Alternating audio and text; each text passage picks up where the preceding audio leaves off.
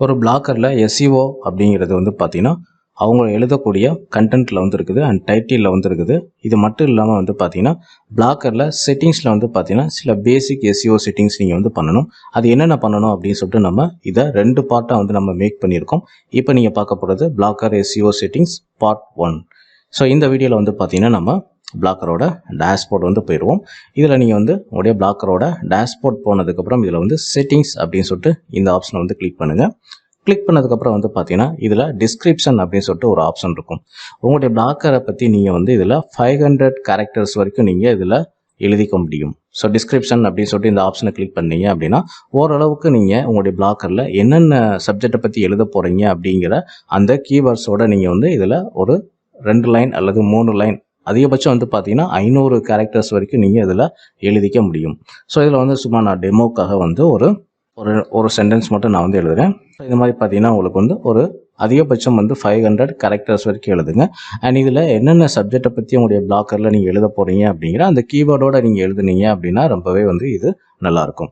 தென் இந்த கீழே வந்து பார்த்தீங்கன்னா சேவ் அப்படின்னு சொல்லிட்டு இந்த பட்டனை வந்து கிளிக் பண்ணிடுங்க. இதுக்கு அடுத்து வந்து பார்த்தீங்கன்னா நீங்கள் ஸ்க்ரோல் பண்ணீங்க அப்படின்னா இந்த பிளாக்கரில் வந்து டிஃபால்ட்டாக டைம் ஜோன் வந்து பார்த்தீங்கன்னா உங்களுக்கு வந்து நீங்கள் வேறு மாதிரி இருக்கும். இதை நீங்கள் மாற்றணும். இதில் வந்து பார்த்தீங்கன்னா டைம் ஜோன் வந்து இப்போ வந்து உங்களுக்கு அண்ட் பசிபிக் டைமில் வந்து இருக்குது.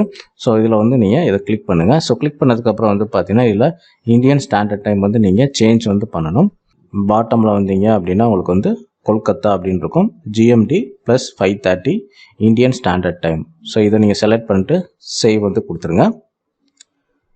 அண்ட் சேவ் கொடுத்ததுக்கப்புறம் வந்து பார்த்தீங்கன்னா நீங்கள் ஸ்க்ரோல் பண்ணுங்கள். இதுக்கு கீழே வந்து பார்த்தீங்கன்னா உங்களுக்கு வந்து மீட்டா டேக் அப்படின்னு இருக்கும். ஸோ இந்த மீட்டா டேக் வந்து பார்த்தீங்கன்னா உங்களுக்கு வந்து சின்ன சின்ன கீவேர்ட்ஸ் மாதிரி நீங்கள் வந்து கொடுக்க முடியும்.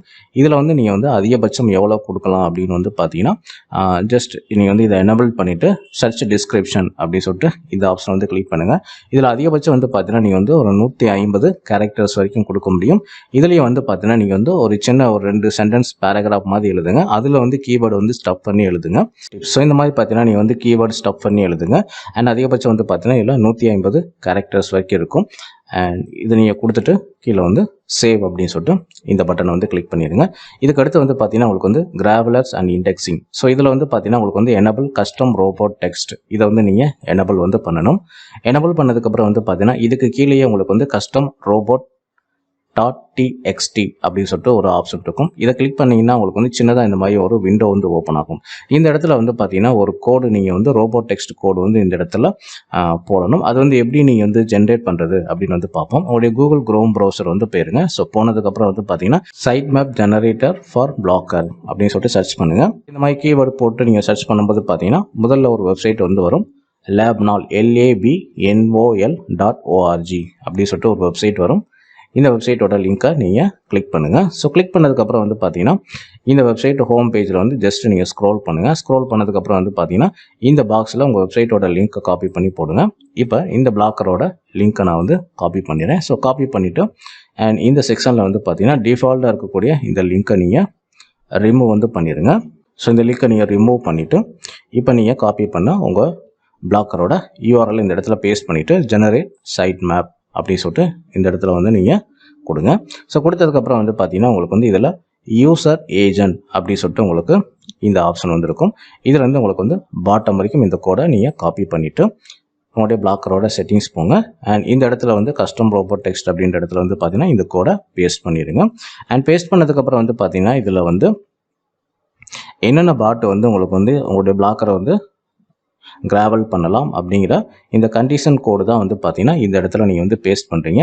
யூசர் ஏஜென்ட் ஸ்டார் அப்படிங்கிறது வந்து பார்த்தீங்கன்னா ஸோ இந்த யாஹூ பாட்டு, பிங் பாட்டு, அடுத்து வந்து பார்த்தீங்கன்னா கூகுள் பாட்டு வந்து பார்த்தீங்கன்னா உங்களுடைய பிளாக்கரை வந்து கிராவல் வந்து பண்ணிக்கலாம். அதில் வந்து பார்த்தீங்கன்னா உங்களுக்கு வந்து டிஸ்அலோ அப்படிங்கிறது வந்து பார்த்தீங்கன்னா உங்கள் பிளாக்கரில் வந்து பார்த்தீங்கன்னா சர்ச் பாரை வந்து உங்களுக்கு வந்து யூஸ் பண்ணக்கூடாது அப்படின்னு சொல்லிட்டு நம்ம அதுக்கு வந்து டிஸ்அலோ வந்து கொடுக்குறோம். ஸோ இதை தவிர மற்ற எல்லாமே வந்து ஒரு பாட் வந்து உங்களுடைய பிளாக்கரில் அனலைஸ் வந்து பண்ணிக்கலாம், கிராவலர் பண்ணிக்கலாம் அப்படிங்கிற கண்டிஷனோட இந்த கோடு வந்து நம்ம கொடுக்குறோம்.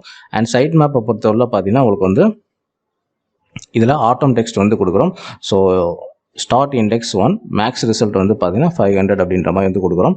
ஸோ 1லேருந்து 500 வரைக்கும் உங்களுடைய பிளாக்கரில் போடக்கூடிய போஸ்ட்டை வந்து கிராவல் பண்ணுற மாதிரி நம்ம இந்த கோடு வந்து கொடுத்துருக்கோம். ஸோ இந்த கோடு கொடுத்ததுக்கப்புறம் வந்து பார்த்தீங்கன்னா கீழே வந்து சேவ் அப்படின்னு சொல்லிட்டு இந்த ஆப்ஷன் வந்து கிளிக் பண்ணுங்கள். ஸோ கிளிக் பண்ணதுக்கப்புறம் வந்து பார்த்தீங்கன்னா இதுக்கு கீழே வந்து enable custom robot header take அப்படின்னு இருக்கும். இந்த ஆப்ஷன் வந்து நீங்கள் எனபிள் வந்து பண்ணுங்கள்.